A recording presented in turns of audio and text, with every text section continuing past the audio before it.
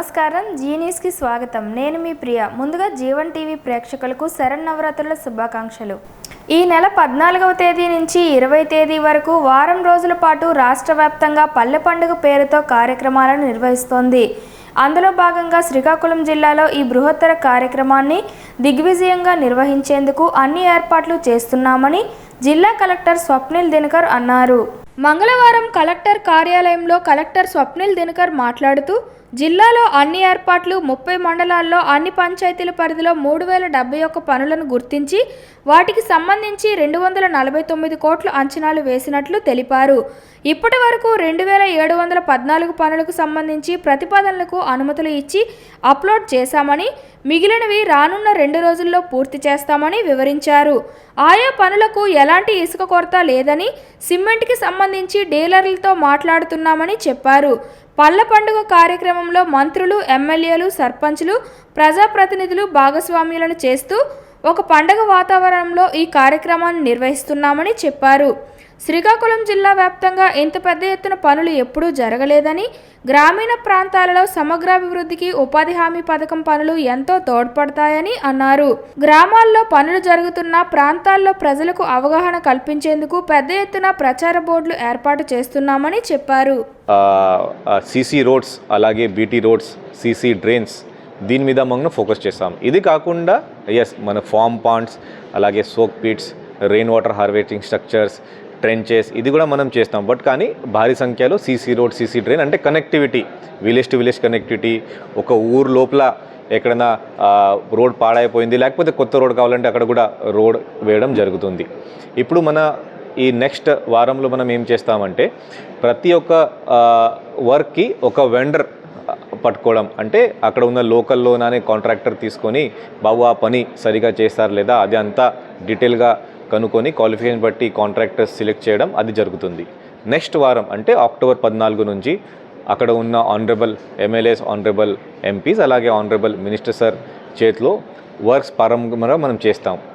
మనకి ఇచ్చిన ఆదేశం ప్రకారమే ఇప్పుడు అక్టోబర్ నెల వర్క్ ప్రారంభం చేసి సంక్రాంతి వరకు మనకి వర్క్ కంప్లీట్ చేసి మళ్ళీ రెండో ఫేజ్.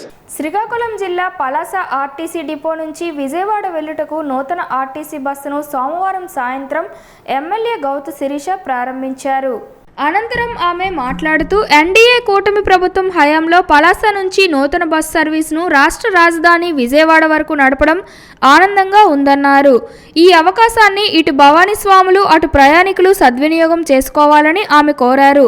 అనంతరం పలాస ఆర్టీసీ డిపో ఆవరణలో ఆమె మొక్కలు నాటారు. ఈ కార్యక్రమంలో స్థానిక టీడీపీ నాయకులు P Vithalarao, Duvvada Srikanth, G Suryanarayana, B Nagaraju, S Naveen, T Narasimhamurthy, K Shankar, M Srinu, Atmarao, D Shankar, K Suresh, T Gangaram, RTC సిబ్బంది పాల్గొన్నారు. ఎప్పటికప్పుడు గమనించుకుంటూ ముందుకు తీసుకెళ్తున్న ఎన్డీఏ కూటమి ప్రభుత్వంలో ఈరోజు మరి పలాస నుంచి రాష్ట్ర రాజధానికి బస్సు వేయడం, అది కూడా ఇక్కడున్న అందరి పెద్దల సహకారంతో ముందుకెళ్ళడం అనేది చాలా సంతోషంగా ఉంది. ఈరోజు పలాస నుంచి ముఖ్యంగా దసరా సీజన్లో కానీ ఇతర కార్యక్రమాల్లో కానీ విజయవాడ వెళ్ళే చాలామంది భక్తులు ఉంటారు. ఆ భవానీ మాల వేసుకున్న భక్తులకు, అలాగే రాజధానికి వెళ్ళాలంటే ట్రైన్లు రిజర్వేషన్స్ దొరక్క బస్సులు అంటే ఇబ్బంది పడుతున్న వాళ్ళకు కూడా నిజంగా ఈరోజు ఆర్టీసీ నడుపుతున్న పలాస టు విజయవాడ బస్సు నిజంగా పలాస ప్రజలందరికీ సౌకర్యవంతంగా ఉంటుందని కోరుకుంటూ ఎన్డీఏ కూటమి ప్రభుత్వంలో మరింతగా ఆర్టీసీ డెవలప్ అయ్యి పలాస నుండి మరిన్ని బస్సులు కూడా మాకు రావాలని వస్తాయని ఆశిస్తున్నాను. శ్రీకాకుళం జిల్లా పలాస టీడీపీ కార్యాలయంలో మంగళవారం ఉదయం విలేకరుల సమావేశం నిర్వహించారు. ఈ సందర్భంగా ఆమె మాట్లాడుతూ పలాస నియోజకవర్గ పరిధిలో ఈ నెల 10వ తేదీ ఉదయం 6 గంటల నుంచి 11 గంటల వరకు జరిగే మన పలాస మన బాధ్యత కార్యక్రమం నిర్వహిస్తున్నట్లు ఆమె తెలిపారు. ఈ కార్యక్రమానికి అధికారులు, ప్రజాప్రతినిధులు, ప్రజలు స్వచ్ఛందంగా పాల్గొని తమ పరిధిలో ఉన్న పరిసరాలను శుభ్రం చేసుకోవాలని పిలుపునిచ్చారు. ప్రతి పని ప్రభుత్వం మీదే ఆధారపడలేము. ప్రభుత్వం నుంచి కూడా సహకారం ఆశించకుండా స్వచ్ఛందంగా తెలుగుదేశం కుటుంబ సభ్యులు, జనసేన సోదరులు, బీజేపీ పెద్దలు, వీరితో పాటు ఎన్ఆర్జీఎస్ సిబ్బంది, స్వచ్ఛంద సంస్థలు, ఎన్జిఓస్ మరియు సచివాలయ సిబ్బంది అందరితో వాళ్ళకి ఫీల్డ్లోని జంగిల్ క్లియరెన్స్కి ఒక శ్రీకారం చుట్టామండి. ప్రభుత్వం నుంచి ఎవ్వరూ ₹1 కూడా ఆశించటం లేదు. ఎందుకంటే మన పలాస మన బాధ్యత. ప్రతి ఒక్కరూ స్వచ్ఛందంగా 3 మండలాలు మున్సిపాలిటీలో ఎక్కడికక్కడ తెలుగుదేశం నాయకులు, జనసేన సోదరులు, బీజేపీ పెద్దలు, సచివాలయ సిబ్బంది, అలాగే అధికారులు, ఆర్ఎన్బి అధికారులు, ప్రతి ఒక్కరు కూడా ఎన్ఆర్జీఎస్ సిబ్బంది కూడా స్వచ్ఛందంగా 10వ తారీఖు ఉదయం 6 గంటల నుంచి 11 గంటల వరకు ఆర్ఎన్బి రోడ్డుకి 2 వైపులా ఉన్న జంగిల్ క్లియరెన్స్కి మేమందరం శ్రీకారం చుడుతున్నాము. కలెక్టర్ గారిని కూడా ఆహ్వానించే పనిలోనే ఉన్నాము. ఆయన డిప్యూటీ సీఎం గారితో వీడియో కాన్ఫరెన్స్లో ఉన్నారు. దాదాపు ఆయన కూడా రావచ్చు.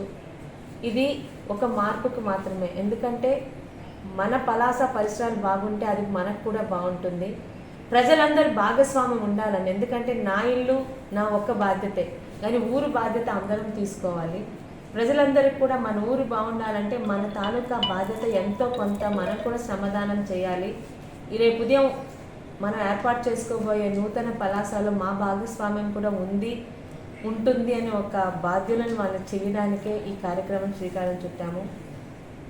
ఎవరెవరితో మాట్లాడామో అందరి దగ్గర నుంచి చాలా పాజిటివ్ స్పందన వచ్చింది. ఇటు జన సైనికులు, అటు బీజేపీ పెద్దలు, తెలుగుదేశం నాయకులు, తెలుగుదేశం కార్యకర్తలు, అలాగే అధికారులు, ఆర్ఎన్బి అధికారులు, సచివాలయ సిబ్బంది, ఎంపీడీఓస్ అందరితో మాట్లాడి ఈ నిర్ణయం కలిసికట్టుగా మన పలాసాని మనం శుభ్రం చేసుకుందాం అని ఒక కార్యక్రమానికి శ్రీకారం చుట్టాము.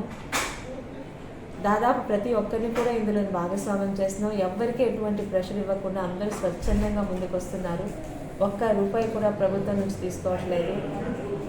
మాలో ఉన్న నాయకులే కొంతమంది ముందుకు వచ్చి, ముఖ్యంగా మున్సిపాలిటీకి బాబురావు గారు కానీ, అలాగే కుత్తుం లక్ష్మణ్ కుమార్ గారు కానీ, అలాగే జేసీబీలో ఉన్న ప్రతి ఒక్కరు కూడా స్వచ్ఛందంగా ముందుకు వచ్చారు. చాలా సంతోషంగా ఉంది.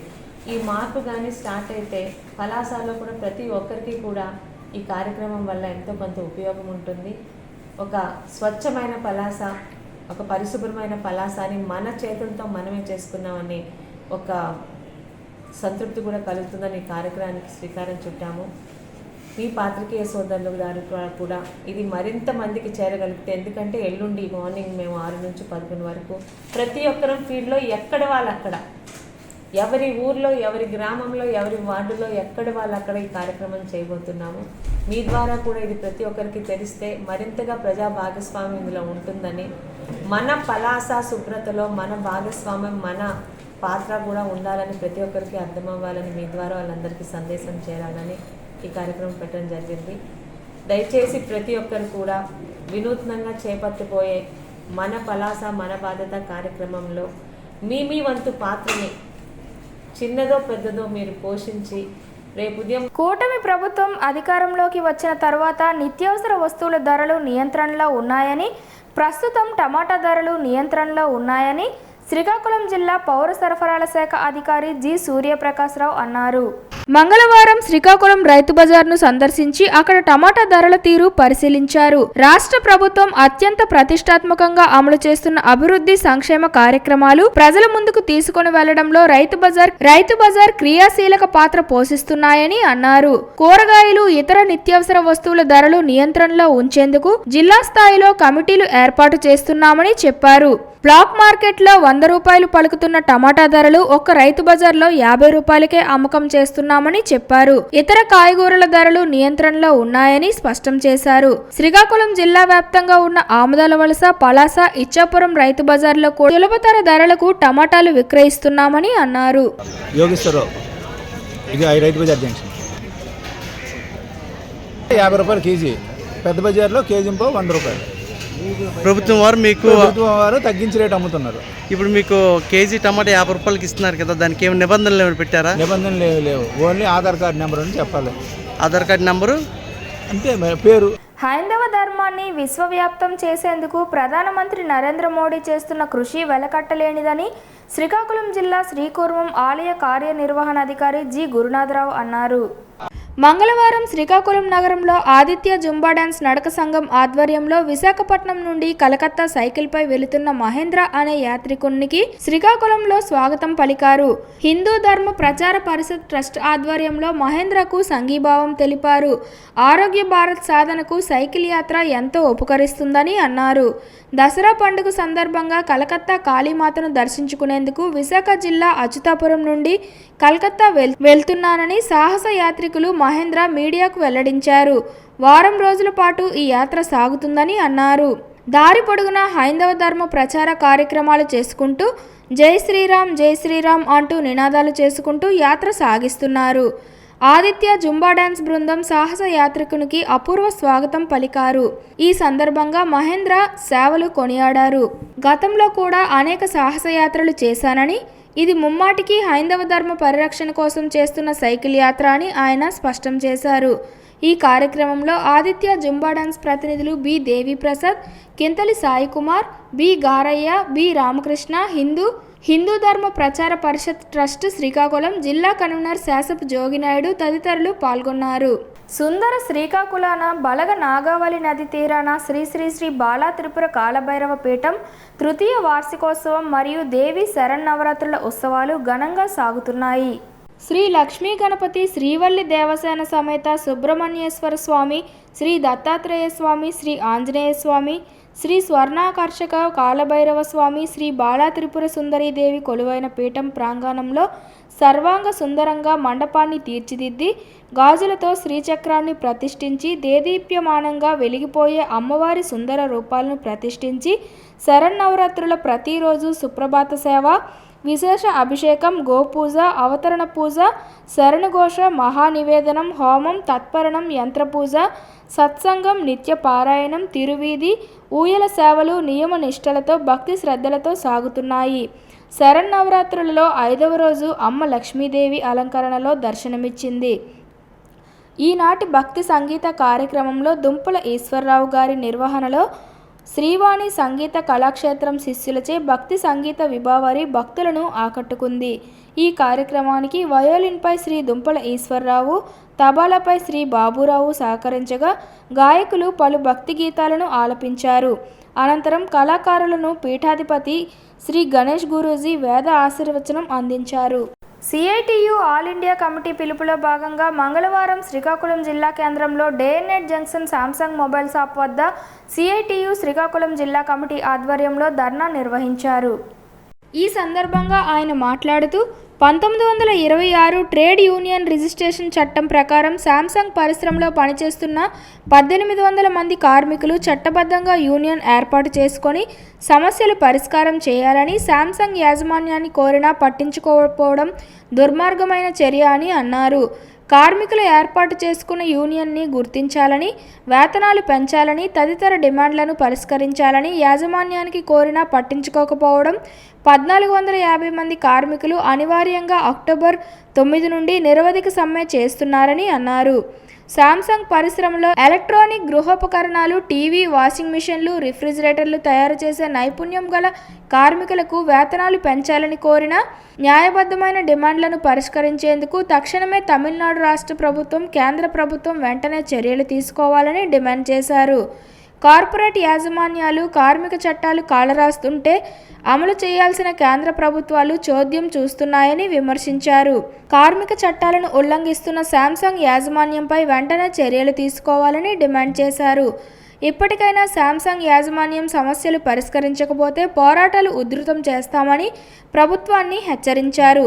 శాంసంగ్ కార్మికులు ఒంటరిగా లేరని, దేశవ్యాప్తంగా కార్మికులంతా వారికి అండగా ఉన్నారని ప్రభుత్వం గుర్తించాలని అన్నారు. శాంసంగ్ ఇండియా యాజమాన్యం భారత రాజ్యాంగం ప్రకారం నడుచుకోవాలని డిమాండ్ చేశారు. సంబంధించి దక్షిణ కొరియాకు సంబంధించినటువంటి శాంసంగ్ ఎలక్ట్రానిక్స్ లిమిటెడ్ పరిశ్రమ యాజమాన్యం సమస్యలు పరిష్కారం చేయకపోగా నిర్బంధం ప్రయోగించి కార్మికులు ఇబ్బందులు గురి చేస్తున్న నేపథ్యంలో దేశవ్యాప్తంగా శాంసంగ్ కార్మికుల పోరాటానికి మద్దతు తెలియజేస్తూ సిఐటి ఆధ్వర్యంలో అన్ని జిల్లా కేంద్రాల్లో కూడా శాంసంగ్ షాపుల అవుట్లెట్ల ద్వారా ఈరోజు నిరసన కార్యక్రమం చేపట్టడం జరుగుతుంది. చట్టబద్ధంగా 1926 ట్రేడ్ యూనియన్ రిజిస్ట్రేషన్ యాక్ట్ ప్రకారం ఎవరైనా సరే కార్మికులు 2 దశాబ్దాలుగా ఎలక్ట్రానిక్ మీడియా కెమెరామెన్గా పనిచేసి ఇటీవల మరణించిన బోరగాన గురునాథరావు కుటుంబానికి జిల్లా కేంద్రంలోని జర్నలిస్టులు మంగళవారం ఆర్థిక సాయం అందజేశారు. ఇప్పటికే విడతల వారీగా జర్నలిస్టు సంఘాలతో ప్రమేయం లేకుండా స్వచ్ఛందంగా ముందుకు వచ్చి గుణ కుటుంబానికి ఆదుకోవడం అభినందనీయమని ఏపీడబ్ల్యూజేఎఫ్ రాష్ట్ర కార్యదర్శి ప్రెస్ క్లబ్ అధ్యక్షులు కొంక్యాన వేణుగోపాల్, ఏపీజేఎఫ్ రాష్ట్ర ఆర్గనైజింగ్ కార్యదర్శి ఎలక్ట్రానిక్ మీడియా అధ్యక్షుడు ఎస్ జోగినాయుడు పేర్కొన్నారు. గుణ ద్వారా మీడియా సేవలు అందుకున్న వారంతా తమ ముందుకొచ్చి వారి కుటుంబ సభ్యులకే స్వయంగా సహాయం అందించాలని కోరారు. గుణ కుటుంబాన్ని ప్రభుత్వం ఆదుకోవాలని వేణుగోపాల్ జోగినాయుడు కోరారు. ఇప్పటికే ఈ విషయాన్ని జిల్లాకు చెందిన ప్రజాప్రతినిధులు అధికారుల దృష్టికి తీసుకువెళ్లామన్నారు. గుణ కుటుంబాన్ని కలిసి వారిలో నారా ఉపాధ్యక్షుడు డోల శంకర్రావు, రాష్ట్ర కార్యవర్గ సభ్యులు బసూరు సాయి, విజేఎఫ్ అధ్యక్షుడు టెంక శ్రీను, మీడియా జేఏసీ ప్రతినిధులు journalist S Vijay Kumar, B Srinivasareddy, Konkyana Sivasankar, Dhananjaya, MAV Satyanarayana, Eswararao, Rahim, Balakrishna, Kaspa Vijay, Krishna, Sharma, Shyam తదితరులు ఉన్నారు. మనతో మాట్లాడి కొంత సహాయం చేశారు. అలాగే వీడియోగ్రాఫర్లు, ఫోటోగ్రాఫర్లు, ఇతర జర్నలిస్ట్ మిత్రులంతాను నిన్న వారి వారి ఇండివిజువల్ కంట్రిబ్యూషన్స్ ఇవ్వడం జరిగింది. ఈరోజు కూడాను మరికొంత కంట్రిబ్యూషన్స్ మనం ఇవ్వడం జరిగింది. ఆల్రెడీ మనం గౌరవనీయులు కేంద్ర మంత్రివర్యులు, రాష్ట్ర మంత్రివర్యులు, ఎమ్మెల్యే గారు, కలెక్టర్ గారు వీళ్ళందరి నోటీసులో కూడా పెట్టాం. ఒక నిరుపేద జర్నలిస్టు మరణించాడు, వారికి చిన్న పిల్లలు ఉన్నారు, వారిని ఆదుకోవాలని కోరుకోవడం జరిగింది. ఆ కుటుంబానికి శాశ్వతంగా ఉపాధి కలగాలంటే ఏదో ఒక చోట వీరికి ఒక అవుట్సోర్సింగ్లోనో ఏదో ఒక రకమైన రీతిలో ఉద్యోగ అవకాశం కలగాలి. దానికోసం తప్పకుండా మేము మా ప్రయత్నం చేస్తామని తెలియజేసుకుంటూనే ఇంకా ఎవరైనా శ్రీకాకుళం జిల్లా గార గ్రామానికి చెందిన పొట్నూరు నవీన చిన్న షాప్లో పనిచేసుకుంటూ కుటుంబాన్ని పోషించుకుంటున్నారు. కొద్ది రోజుల క్రితం ఆరోగ్యం బాగోలేక హాస్పిటల్కి వెళ్ళగా టెస్టులు చేసిన డాక్టర్ ప్యాన్క్రియాసిస్ క్యాన్సర్ అని చెప్పారు. ఇప్పటికే వారి స్తోమతకు మించి ఖర్చు పెట్టారు, అయినా ఫలితం లేకపోయింది. ఇంటికి పెద్ద దిక్కు అయిన భర్త లేరు, చివరికి ఖర్చులకి కూడా డబ్బులు లేని పరిస్థితి. విజయవాడలో ఈ వ్యాధికి ట్రీట్మెంట్ కోసం 3 లక్షల వరకు ఖర్చవుతుందనటంతో ఏం చేయాలో తెలియక సహాయం చేయమని సిక్కోలు స్వచ్ఛంద సేవా సమితిని సంప్రదించగా వారికి సిక్కోలు సేవా సమితి సంస్థ తరపున 10,000 రూపాయలు ఆర్థిక సహాయం అందజేయడం జరిగింది. ఈ కార్యక్రమంలో సంస్థ సభ్యులు అవినాష్, శేఖర్, కోటి మరియు చరణ్ పాల్గొన్నారు. రాజాం ప్రాంతానికి చెందిన నల్ల సత్యవతి అనే 65 సంవత్సరముల మహిళ ఒక కాలు ఒక చెయ్యి పనిచేయడం లేదని జిఎంఆర్ వరలక్ష్మి కేర్ హాస్పిటల్కు రావడం జరిగింది. ఎమర్జెన్సీలో వైద్యులు తగు పరీక్షలు చేసి న్యూరో సర్జన్ డాక్టర్ వినోద్ గారి సలహా మేరకు సిటీ స్కానింగ్ చేయగా మెదడులో రక్తస్రావం జరుగుతున్నట్లు గుర్తించారు. ఆమె గుండె సంబంధిత వ్యాధులతో బాధపడడం, ఉబ్బస వ్యాధి కలిగి ఉండడం వలన జనరల్ ఎలాస్థియా ఇచ్చి ఆపరేషన్ చేస్తే కోలుకోవడం కష్టమని, ఇతర సైడ్ ఎఫెక్ట్స్ రావచ్చని, దీనికి అవాక్ క్రానిటోమినియా ఒకటే మార్గమని కుటుంబ సభ్యులకు తెలియజేయగా వారు దానికి అంగీకరించారు. డాక్టర్ వినోద్ కుమార్ మరియు మత్తు డాక్టర్ కిరణ్ కుమార్ గారి ఆధ్వర్యంలో గత శుక్రవారం విజయవంతంగా పేషెంట్ మెలకువలో ఉండి పాతపాటలు వింటూ ఉండగా మెదడుకు శస్త్రచికిత్స చేశారు. ఇటువంటి సర్జరీ ఈ 2 జిల్లాల్లో ఇదే మొదటిసారని, ఇలాంటి కష్టతరమైన సర్జరీలు కూడా హాస్పిటల్లో ఆరోగ్యశ్రీలోనే నిర్వహిస్తున్నామని, కావున ఈ ప్రాంత ప్రజలు ఎవరికైనా ఇటువంటి సమస్యలతో బాధపడితే తక్షణం తమ ఆసుపత్రిని సంప్రదించాలని తెలిపారు. వార్తలు సమాప్తం. మళ్ళీ తర్వాతి బులెటిన్లో కలుసుకుందాం. నమస్కారం.